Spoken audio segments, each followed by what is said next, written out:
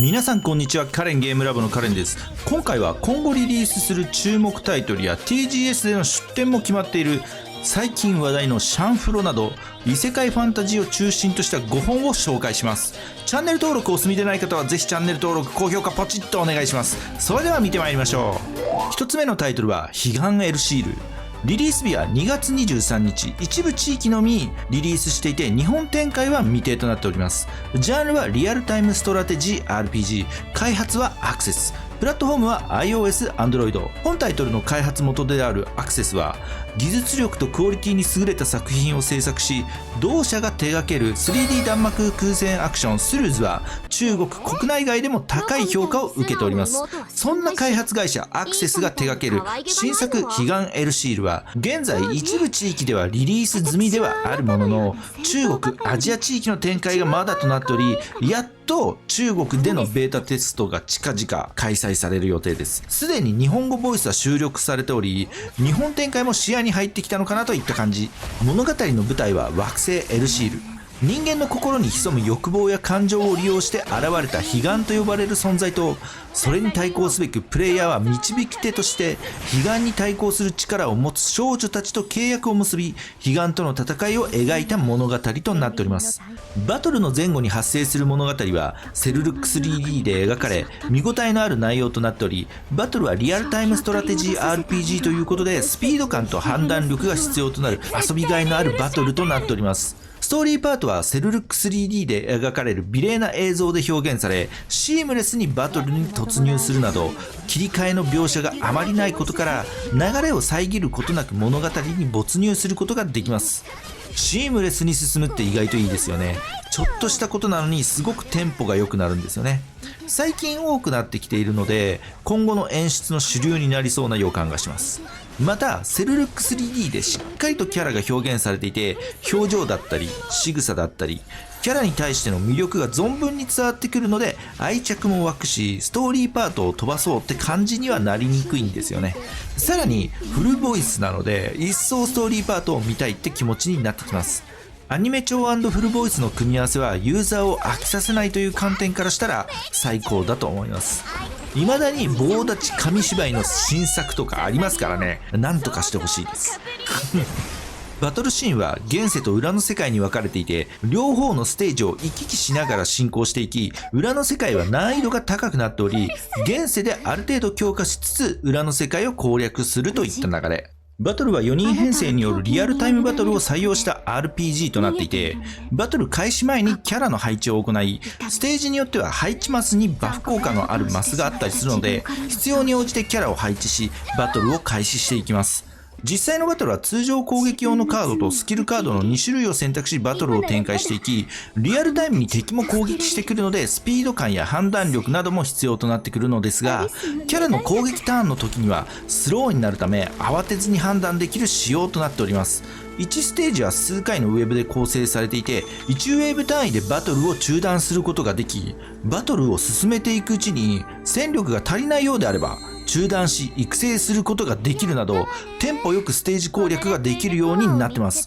この途中中断できるシステムって放置ゲーならなんとなくわかるんですけど、この手のジャンルではなかなか見ないですよね。本タイトルはフルボイスかつアニメ調の演出、さらにテンポの良いバトルなどプレイをやめさせない感じがよくできているので、ぜひ日本展開されたら遊んでみてはいかがでしょうか。続いては今回の TGS の出展も決まっている皆様ご存知のシャングリラフロンティア、通称シャンフロ。リリース日は未定、ジャンルは不明、開発はネットマーブル、プラットフォームは不明と、いろいろと不明や未定となっておりますが、個人的に推測するとジャンルは原作に忠実に再現してほしいので、オープンワールドアクション RPG。プラットフォームはネットマーブルジャパンが関わっているので、iOS、Android、さらに PC というのが理想形。そもそもシャングリラフロンティア、通称シャンフロを知らない方のために、ちょっと概要を解説すると、小説投稿サイト小説家ナローにて2017年5月19日より連載中。ナロー系と呼ばれるやつですね。書籍化をする前にコミカライズ化され、メディアミックス展開が行われており、アニメ化も決定し、さらに2020年7月より週刊少年マガジンで連載されている漫画作品。連載以降は数多くの賞を受賞しており、23年8月時点で500万部を突破し、勢いのある作品となっております。物語の概要を超簡単に説明すると、クソゲーを愛する主人公がクソゲーの極みタイトル、フェアリア・クロニクルオンライン、通称フェアクソをクリアし、一種の燃え尽き症候群となり、ひょんなことから進められた登録者数3000万人の超人気フルダイブ型 VR-MMORPG シャングリラフロンティアをプレイし、クソゲーで培った理不尽体制やプレイヤースキルで物語を進めていくといった内容。よくあるナロー系の転生したら最強でしたってものとは違い、クソゲーという理不尽極まりないゲームを数多くプレイすることで磨き抜かれた技術や体制という下地を持って正統派の神ゲーをプレイしたらすごいことになったという感じで、実際に僕もネットで知り合った友人にこのタイトル紹介され原作読んでみたところ、クソゲーのあるあるをうまく組み込みながら展開される物語はかなり共感でき、そこから起点を利かし強敵を撃破するなどかなり面白い作品だなといった印象です。そんなシャンフロを題材としたゲームがリリースされるということで、どんなゲームになるのか気になっているところです。開発のネットマーブルはリネージ2レボリューション、セブンナイツ、さらに現在開発中の7つの大罪オリジンなど人気作品を次々と展開しており、運営力、開発力ともに高い技術を持っている開発スタジオなので、本作シャンフロも期待できるのではないでしょうか。 TGS での出展もあるので、どんなゲームなのか見てこようかなと思います。続いてのタイトルは聖教の塔、リリース日は未定、ジャンルは森林アドベンチャー MMORPG、開発はゲームアーク、プラットフォームは iOS、Android。本タイトルは自然とファンタジーを題材とした世界観で構成されていて、仲間たちは全て花をモチーフとした擬人化キャラとなっていて、21年に実施されたベータテストではかなり好評を得てたのですが、一部のユーザーからは原神のもろパクリであったり、ソードアートオンライン、インテグラルファクターのパクリなど散々なことも言われていたタイトルですそんな中、この2年でかなりブラッシュアップを行い、映像面やシステム面、さらにコアとなる遊びの部分にテこ入れを行い、遊びやすいものへ作り直しされたようです。また様々な要素に自動化の仕組みが備わっているとのことで、時短や MMORPG を遊び慣れていないユーザーにも優しい仕様となっているようです。自動化がすべからず良いというわけではないのですが、幅広い層に対して遊んでもらうための一つの手段としては良いかと思います。当然難易度の高いコンテンツではオートプレイでどうにかなるようなレベルデザインではないと思うので、その辺はプレイヤーに委ねるといった形になっていると思います。最近のハイクオリティ MMO と比べてしまうと見劣りしてしまう部分もありますが、どこか古臭くてもなんか安心感のあるファンタジーライクなアニメ調 MMO が好きな方には大変ハマれる内容かと思います。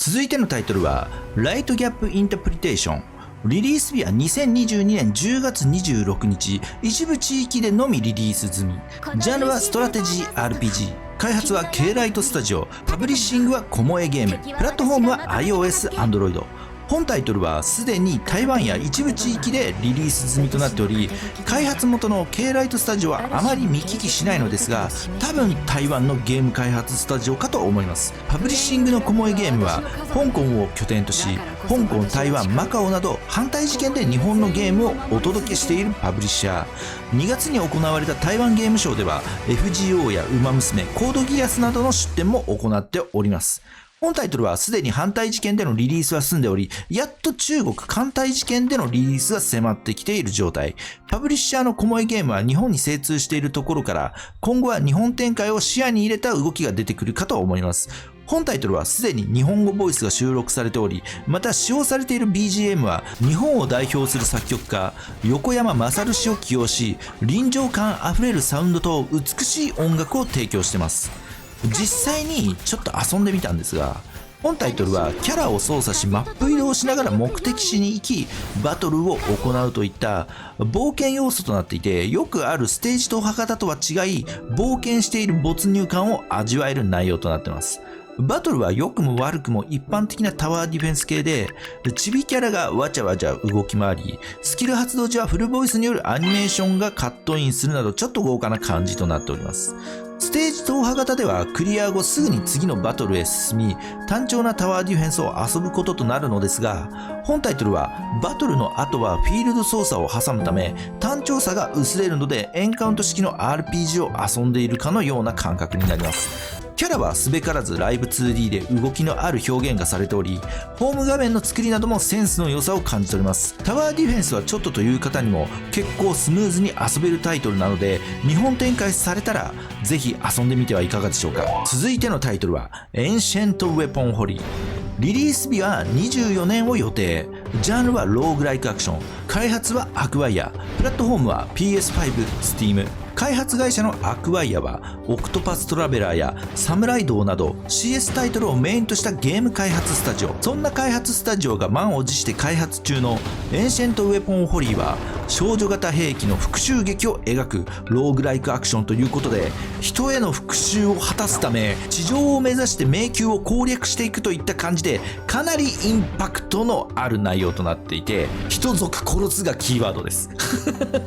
ローグライクということでやり込みは十二分にあり、さらに敵を攻撃するだけではなく、敵を落とし穴に落としたりブロックで敵を潰したりと、良い意味で爽快で愉快な気分を味わえる内容となっています。今回の東京ゲームショウでは私有ができるということなので、行かれる方はぜひ遊んでみてはいかがでしょうか。はい、今回は TGS での出展も決まっている最近話題のシャンフロなど異世界ファンタジーを中心とした5本を紹介してまいりましたが、いかがでしょうか。どれも面白そうなものばかりですので、機会があればぜひプレイしてみてはいかがでしょうか。ということでチャンネル登録はお任せしますが、ぜひもう一本カレンゲームラボの動画を見ていただけると嬉しいです。それでは今回はこの辺でご視聴ありがとうございました。次回もお楽しみに。